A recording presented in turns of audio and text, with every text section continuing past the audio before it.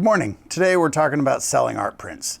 I've sold prints for years. I work with a ton of people who sell prints, and I've seen some things, learned some things over the years that I think are really valuable bits of information to know when you're trying to make money from your art and selling prints online. This will hopefully be an ongoing series as I still learn constantly, and when I have new information, I will make videos about it. So today we're going to go over 5 things you can do. We're going to end with what I think is the most important thing. Number 1, produce quality work.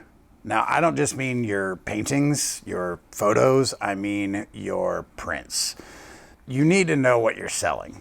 You need to be confident in what you're selling. So I strongly recommend that you do research on papers. You learn about color spaces, about brighteners in papers, about what actually is archival, the different sheens, stuff like that. You can do this by either ordering samples of paper for yourself. If you print prints yourself, you should definitely order samples from different companies, do online research, and figure out which represents your art the best. These are the same print on different fine art papers, and to me, they look very different. Now, I know I'm hypercritical because I print all day, every day, but you will likely find there's a big difference, whether it's the thickness, the texture, the brightness, etc. Now, to produce quality prints, I am going to highly recommend you do not use large print-on-demand companies. Art storefronts, Fine Art America, Society 6, even things like Printful or Printify that are going to hook up to your Etsy page to make things easier. I'm not doing this to plug my own business. I'm just stating simple facts of those companies are going to use a bunch of different shops, right?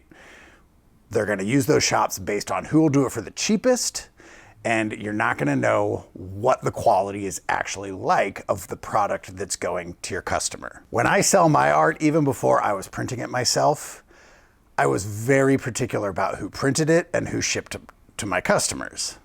I want to know the exact product that's going out.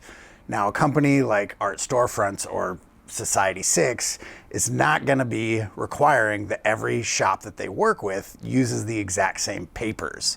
So you're really not going to know what's happening and what's being used. I had a customer for their Etsy page that wanted to use Printify or Printful, whichever one connects to Etsy. And she sent me their specs on their matte prints.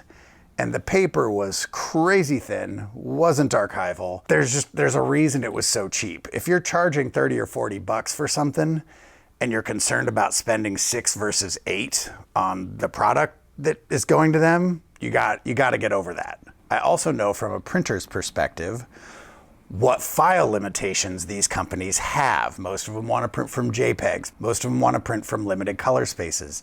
This is not something you should have to deal with when you're selling your art. You want your art to stick out. You don't want it to be the same average kind of crappy quality that everybody else is sending out to try to make the extra dollar. You want the person who buys your product to know that care was taken in picking the papers and the way it represents your work. So I highly recommend finding a local shop or a small shop online where you can talk to the person that's actually printing and really go over everything. Make sure that you are super confident in what you're selling and that you know exactly what your customers are going to get. Number 2, competitive pricing. Now, you have to be really careful that your prints are not priced too high, as they're going to price people out from being able to purchase them, and you don't want your prints to be priced too low where people will just instantly perceive that they are garbage. In my opinion, the best way to do this is to find somebody, whether it's another local artist, whether it's just a shop online whose work you're familiar with, that you're happy with,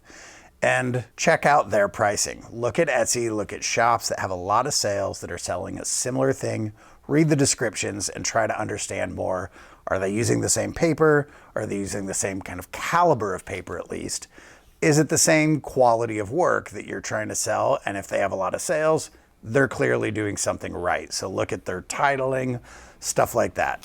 Same with like Instagram. Look at other artists who sell prints that are pretty popular.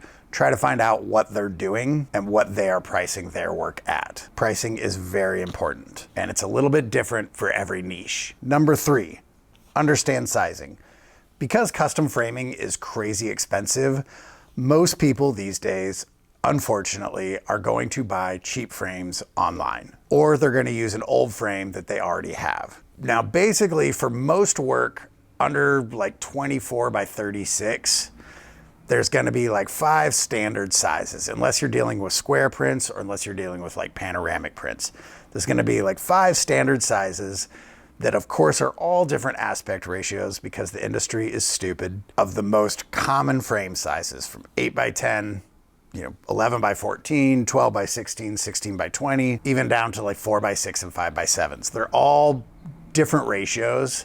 So hopefully you are able to adapt your work to those different ratios. If you painted something on a 2x3 canvas and you're trying to sell prints of it, it's going to be a lot harder if you're only selling things in that ratio. But as an artist, if you insist on that, that's fine. Just make sure that you look for the most common frame sizes in that ratio for the different various sizes. For a smaller, like an 8 by 10, 8 by 12 print, to a 12 by 16, 12 by 18, up to like a 24 by 36, 24 by 32. You're just going to want to make sure that there's frames that are readily available that people can easily buy and pop your print into the frame. The other option is just buy these frames yourself, sell your work framed. People love to be able to just buy something and hang it directly on the wall. That's one of the reasons that canvas is so popular, is because there's no framing needed. I can do any size, any ratio, no crop is necessary, and your client gets the print ready to hang. Of course, canvas is aesthetically its own thing, so it's a good idea to have that available, but there's also a lot of people that are going to specifically want paper prints to put in frames because they want that specific look. Number 4, social media. Oh boy, you got to be active on social media. And from my experience and from everything I've read and what I've seen, your social media presence is not just about showing pictures of your work. For years, Instagram was basically a portfolio site. It was all about the aesthetics of your page. It had to look pretty. From what I've learned, what it's evolved to is people really want to get to know you. They want to know the personality of the artist behind the work. So it's really important, in my opinion, that you do not just share pictures of your work. I know this can suck, especially if you're super introverted, which surprisingly I am pretty introverted, but you need to learn to get comfortable with the camera, use your phone, use a camera, use whatever you can to show behind the scenes, to show your process. Talk about your inspiration of what made you want to create the piece. This is going to offer a connection that people can make with you, which will offer a connection that they can make to your art, which will make them want to buy it more. If somebody likes what you're about and kind of the reason that you're doing your work, they're going to want to support you. I have people that come into my shop just to tell me they like my Instagram channel.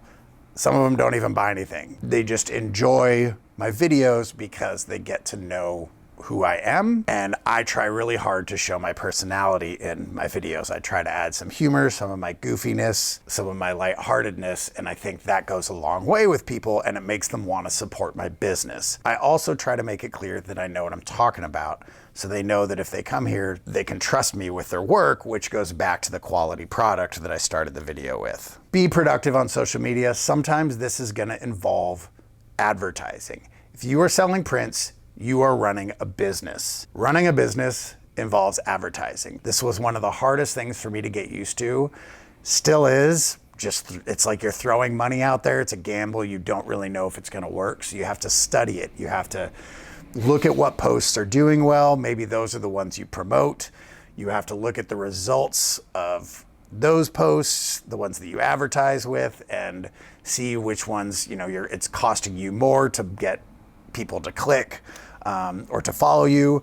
But if you're really good at targeting your boosted posts, you can make sure that the people that follow you as a result of that ad are people that are actually interested in your work and not just bots or not just somebody that thought one video you did was great. It's generally going to be people that want to support you. And this is going to involve upfront costs, and it's scary, I know, but try it. The way these crappy algorithms work, they very much limit who sees your stuff. And if people don't see your work, you're not going to sell it. Now, my number 1 tip for selling your work online is just to be everywhere. All right? Just because you have a website with prints for sale doesn't mean that anybody's going to go to it. You have to get people there. Now that's the main reason places like Etsy are great, because they have a built-in customer base. So there's people that are already there, just kind of waiting for your image to be slapped in front of them. Because of that, Etsy charges money. And Etsy has also become incredibly saturated. 5 years ago, it was a completely different place to sell prints. It still works, but you may have to advertise, and you need to still try to send people from outside sources, from your Instagram, from Facebook, from whatever, to your Etsy page or to your website. You can't expect, hey, I've finally got work online, I'm gonna tell my friends about it, and suddenly I'm gonna be selling prints because a few people said, hey, you should sell prints. It doesn't work like that. You need to be everywhere, and you need to be loud. You need to be seen and heard. Go on Pinterest, just go everywhere you can and talk about your work. Marketplaces are also an incredibly important thing to do. I really struggle with this as a photographer. I don't like talking about my photography with people. I know a lot of artists that don't want to talk about their art. They don't want to sit there selling it. I've tried to go to marketplaces to meet artists and promote my print company, and I hate it. I feel slimy selling like, hey, how's it going? Like, you should really print with me. I don't like doing that, but it's important. Because if I do that and one person meets me and understands like, oh, hey, they're in my position, I can relate to that. This guy seems like he knows what he's doing. Maybe I should try his business out. That's really important. Coffee shops, banks, places where people are gonna sit and they're gonna have an opportunity to just sit and look at your art on the wall. Don't try to sell these places your work. Don't go to a bank or a doctor's office and say, hey, I'm a photographer, I'm an artist, you should really put my work on your walls. Go to a local branch, go to a local office, a local restaurant, coffee shop, and say, hey, I'm an artist, I'd love to put some of my work up. How do you feel about that? Do not charge them. They get the bonus of having your work on their walls. You get the bonus of their clients seeing your work. Put your name up, put a QR code allowing if somebody sees your piece, they want to buy that one, boom, they can do it right then and there. They want to buy a print of it, boom, they can scan it with their phone, do it right then and there. You just need to be everywhere. I've done a lot of coffee shop shows and stuff like that where I didn't sell prints, but almost every single one of them, if not every single one of them, ended up leading to a sale later where somebody emailed me and said, hey, I didn't have the cash then, but I saw your piece and I have the cash now. I really want to buy a copy. Or I saw this piece. Do you have any photos of this other place? I really like your style, whatever. It always leads to something. I know how hard it is to put yourself out there, but if people aren't seeing your stuff, they are not going to buy it. If you are producing quality work, it's priced right, and you're putting it in front of a ton of people, people will buy it. But you gotta be proactive. Don't sit and wait for it to happen. Don't do one market a year thinking that's gonna launch your career and people are gonna flock to your website, because it just doesn't work like that. So there we go. So produce quality work, price it competitively, make it easy to fit in frames so it's easy to get on people's walls. Social media, be all over it, and just be everywhere. Thank you for watching.